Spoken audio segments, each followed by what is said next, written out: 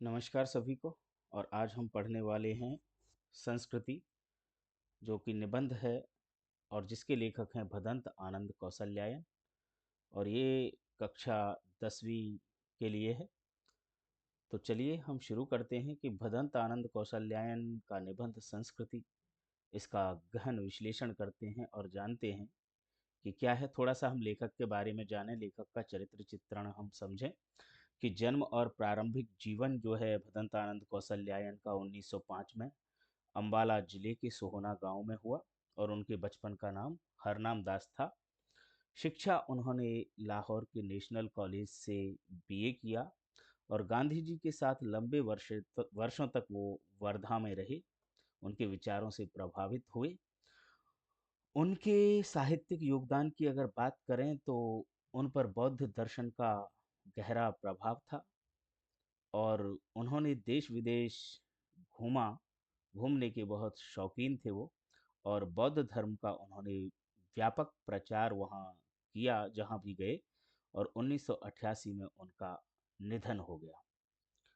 अब हम संस्कृति पाठ का गहन विश्लेषण करने से पहले यहाँ कुछ महत्वपूर्ण शब्दावली दी गई है, उस शब्दावली को जानने की कोशिश करें।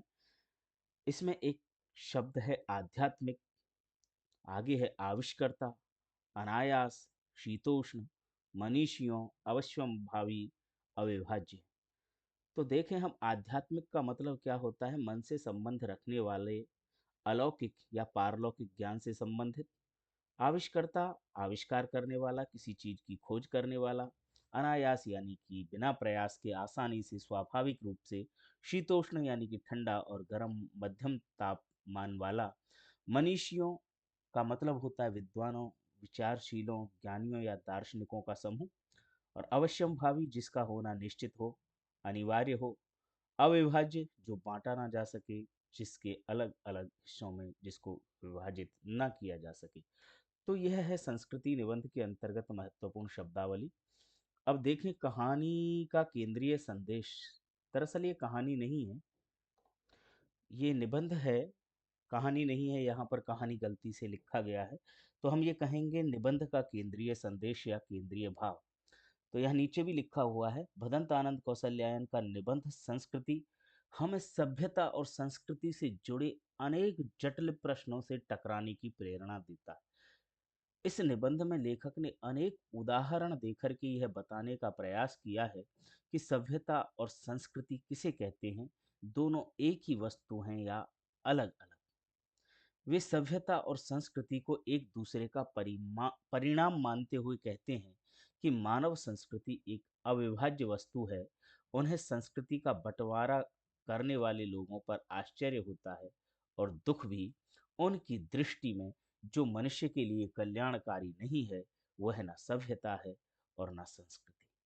कहने का मतलब ये है कि दोनों, ये जो सभ्यता और संस्कृति शब्द हैं, वो बड़े जटिल प्रश्नों से टकराने की हमें प्रेरणा देते हैं। और वो आगे बताते हैं कि यह दोनों एक ही वस्तु हैं अथवा अलग अलग, इसको हम जानने की कोशिश करेंगे। लेकिन वो कहते हैं कि सभ्यता और संस्कृति एक दूसरे का परिणाम है और दोनों ही जो है अविभाज्य वस्तु हैं। और अंत में पाठ के सार के रूप में, खैर अभी तो हम पढ़ेंगे इसमें, पर ये हम कहानी का केंद्रीय भाव या केंद्रीय संदेश पढ़ रहे हैं।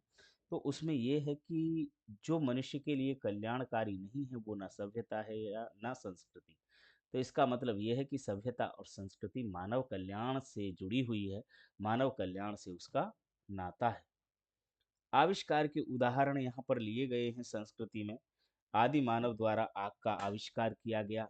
न्यूटन के द्वारा गुरुत्वाकर्षण का आविष्कार किया गया और सुई धागे का आविष्कार हुआ। तो वो ये बताना चाहते हैं कि क्या है संस्कृति? एक अवधारणा है। परिभाषा की जटिलता अगर समझें तो सभ्यता और संस्कृति वे शब्द हैं जो कम समझ में आते हैं, लेकिन उनको वो समझाने का प्रयास करते हैं। अग्नि का आविष्कार, सुई धागे का आविष्कार।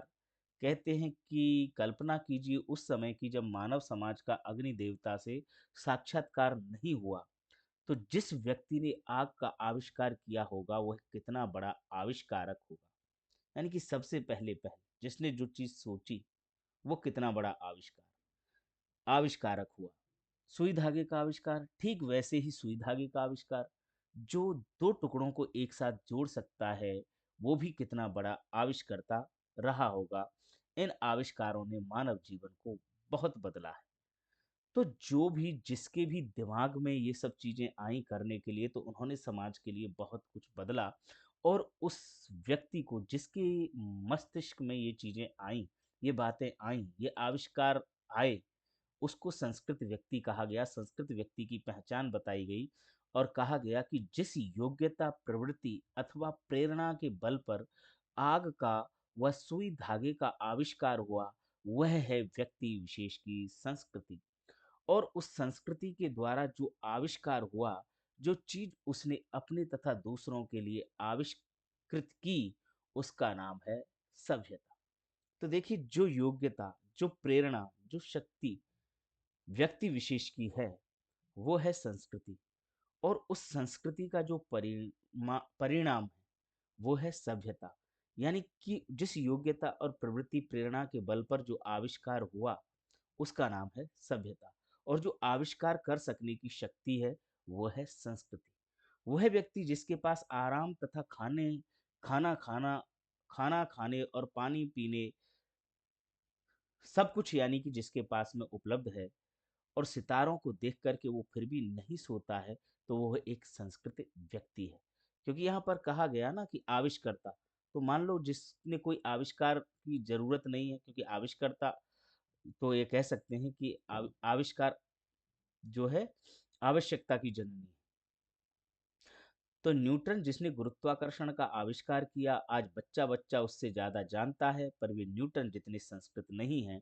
यह संस्कृति ही है जो ज्ञान की जिज्ञासा को प्रेरित करती है। कहने का मतलब ये है कि आज का व्यक्ति भले ही न्यूटन से ज़्यादा जानता है, लेकिन वह संस्कृत व्यक्ति नहीं कहलाया जा सकता।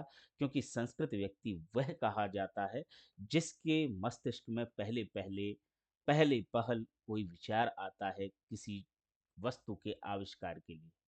अब भले ही उसको हम अपग्रेड कर दें, उसको हम अपडेट कर दें, हम उसको मॉडिफाई कर दें, तो हम संस्कृत व्यक्ति नहीं जा सकते। हम सभ्य कहलाए जा सकते हैं, लेकिन संस्कृत व्यक्ति तो वही कहलाए जाएंगे। हम एक उदाहरण से, कई उदाहरणों से समझ सकते हैं। घर में हमारे पहले मिट्टी का चूल्हा हुआ करता था, और मिट्टी के चूल्हे पर हम खाना बनाते थे, हमारी माँ दादी खाना पकाती थी। लेकिन अब हम कहाँ पहुँच गए, अब हम इंडक्शन तक पहुँच गए, गैस चूल्हा इंडक्शन तक। तो हमने उसको मॉडिफाई कर लिया, हम उससे आगे बढ़ गए। हम क्या कहलाए, हम सभ्य कहलाए, लेकिन संस्कृत नहीं कहला सकते, क्योंकि संस्कृत वही व्यक्ति हैं जिन्होंने पहले पहल उसका आविष्कार किया। अब संस्कृति और सभ्यता का संबंध क्या है? परोपकारी आविष्कार, जो दूसरों के लिए आविष्कार करते हैं और त्याग की भावना रखते हैं, वे ही वास्तविक इनाम के हकदार होते हैं। परोपकारी यानी कि दूसरे की भलाई के लिए। सभ्यता संस्कृति का परिणाम है। यह हम पहले भी बता चुके हैं, सभ्यता संस्कृति का ही परिणाम है। हमारे काम करने के तरीके ही सभ्यता कहलाते हैं। संस्कृति मानव की जो योग्यता उसे आत्मनिवेश के साधनों का आविष्कार कराती है, उसे हम संस्कृति कहते हैं। मानव संस्कृति अविभाज्य वस्तु है। उसमें जितना अंश कल्याण का है, वह अकल्याण कर की अपेक्षा श्रेष्ठ नहीं, स्थायी भी है। सभ्यता और संस्कृति की समझ पर लेखक का दृष्टिकोण क्या है? लेखक की दृष्टि में सभ्यता और संस्कृति की सही समझ इसीलिए नहीं बन पाई, क्योंकि इनका जो अर्थ है वो समझ में नहीं आता इन शब्दों का, और इन शब्दों का अर्थ जो है वो भी बदलता रहता है। आग की खोज का महत्व और प्रेरणा स्रोत, तो ये कह सकते हैं कि आग का जो आविष्कार हुआ, वह अपने आप में एक बहुत बड़ा आविष्कार माना जाता है। देखें, संस्कृत व्यक्ति बनाम सभ्य व्यक्ति, यानी कि संस्कृत व्यक्ति और सभ्य व्यक्ति में क्या अंतर हो सकता है।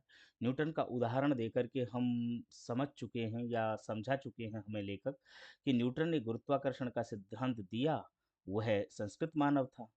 हम क्या हैं, हम सभ्य हैं। आज का विद्यार्थी भले ही जान ले, लेकिन उससे उनसे ज़्यादा संस्कृत नहीं हो सकता। संस्कृति की प्रेरणा, यानी कि आग के आविष्कार में पेट की ज्वाला की प्रेरणा ही रही होगी। यानी कि आवश्यकता आविष्कार की जननी है। जब जब जरूरत रही होगी, तब तब आविष्कार हुए हैं। लेकिन वो कह रहे हैं कि कुछ ऐसे भी आविष्कार हैं जब ज़रूरत नहीं होती फिर भी लोग करते रहते हैं। यानी कि आज भी हम देखते हैं कि जो व्यक्ति दिन-रात ये सोचने के लिए लगा रहता है कि कुछ नया करना चाहिए, तो वो क्यों नहीं सोता? क्योंकि ज़रूरत तो नहीं है बहुत सारी चीज़ों की, है ना? तो वो क्या है, ऐसे लोग जो हैं उनको मनीषी कहा है। ऐसे लोग ही जो हैं संस्कृति संस्कृत व्यक्ति कहलाते हैं, जो परोपकार की भावना से ये काम करते हैं। अब मानव संस्कृति के लिए प्रेरक तत्व तत्व क्या होते हैं? मानव संस्कृति के लिए, तो मानव संस्कृति के लिए प्रेरक तत्व हैं परोपकार की भावना, दूसरे के मुंह में कौर डालने के लिए जो अपने मुंह का कौर छोड़ देता है, यह योग्यता भी संस्कृति है, क्योंकि परोपकार की भावना है। मातृत्व प्रेम है, रोगी बच्चे को सारी रात गोद में लिए बैठी रहने वाली माँ का कार्य भी संस्कृति का ही परिणाम है।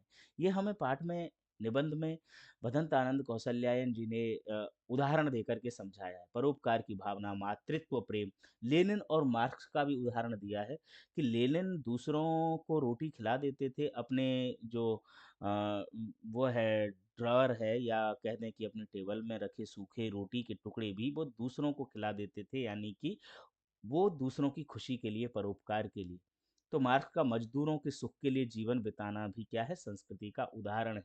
और एक उदाहरण बताया है सिद्धार्थ का गृह त्याग, है ना? गौतम बुद्ध जो है, वो 2500 वर्ष पूर्व सिद्धार्थ का घर त्यागना भी मानवता सुख से रह सके, ये भी संस्कृति की पराकाष्ठा के लिए ही है। तो जो व्यक्ति, या कह देते हैं कि जो मानव संस्कृति की वह योग्यता जो आग व सुई धागे का आविष्कार कराती है, तारों की जानकारी कराती है और किसी महामानव से सर्वस्व त्याग कराती है, वह भी संस्कृति ही है। अब संस्कृति और सभ्यता का संबंध ये कहें कि या मुख्य निष्कर्ष हम कहें कि लेखक के अनुसार सभ्यता संस्कृति का ही परिणाम है।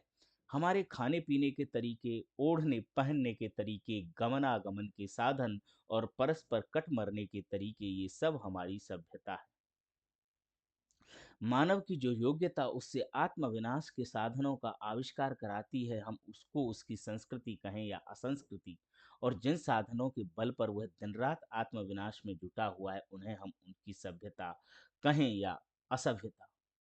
और अंत में फिर वो यही निष्कर्ष पर पहुंचते हैं कि यदि संस्कृति का कल्याण की भावना से नाता टूट जाएगा, तो वह असंस्कृति होकर के ही रहेगी। ऐसी संस्कृति का अवश्यम भावी परिणाम असभ्यता के अतिरिक्त दूसरा क्या होगा? यानी कि जिसका नाता कल्याण की भावना से नहीं है, वो ना तो संस्कृति कहा जा सकता है और ना सभ्यता कहा जा सकता है। तो संस्कृति के नाम से जिस कूड़े करकट के ढेर का बोध होता है, वह ना संस्कृति है, वह ना रक्षणीय वस्तु है। मानव संस्कृति एक अविभाज्य वस्तु है, और उसमें जितना अंश कल्याण का होता है, वह अकल्याण कर की अपेक्षा श्रेष्ठ ही नहीं, स्थायी भी है। और अंत में निष्कर्ष रूप में मैं दो तीन बातें और इसमें जोड़ देना चाहता हूँ कि लेखक भदंत आनंद कौशल्यायन ने इसमें जो समझाने का प्रयास किया है, वो ये है कि वह योग्यता, वह प्रवृत्ति, वह शक्ति जिसके बल पर कोई आविष्कार हो सकता है, वो संस्कृति कहलाती है, और जो आविष्कार हो जाता है, वो सभ्यता कहलाती है। जैसे सुई धागे को निर्मित करने से पहले जो शक्ति, जो सामर्थ्य या जो प्रवृत्ति थी, जो योग्यता थी, वो क्या थी? संस्कृति थी। और सुई धागा जो बन कर के तैयार हुआ, वो क्या है? सभ्यता है। और दूसरा पॉइंट वो इस पे बताते हैं, संस्कृत व्यक्ति। तो संस्कृत व्यक्ति वो कहलाता है जो पहले पहल सोचता है किसी भी चीज के बारे में, वो संस्कृत व्यक्ति है। उसके बाद में उसी वस्तु में कोई भले ही कितना भी परिवर्तन कर ले, कितना भी उसको मॉडिफाई कर ले, लेकिन वह संस्कृत व्यक्ति नहीं कहा जा सकता, वो सभ्य भले ही कहा जा सकता है, संस्कृत व्यक्ति तो वही कहा जाएगा। अब इसमें तीसरा पॉइंट जो बताया है, तीसरा बिंदु यही है कि इसमें मानव कल्याण का भाव होना चाहिए। यानी कि जो योग्यता या जो प्रवृत्ति मानव की, जो मनुष्य के लिए, या हम कह दें कि मनुष्य की कल्याण के लिए, मानव कल्याण के लिए, जीव कल्याण के लिए है, मानव कल्याण के लिए, वो संस्कृति कहलाएगी। और अगर वो कल्याण की भावना उसमें नहीं है, वो दूसरों की भलाई के लिए नहीं है, वो ना तो सभ्यता कही कही जा सकती है और ना वो संस्कृति कही जा सकती है। उसे हमें रक्षणीय, यानी कि उसको हमें बचाने की कोई आवश्यकता नहीं।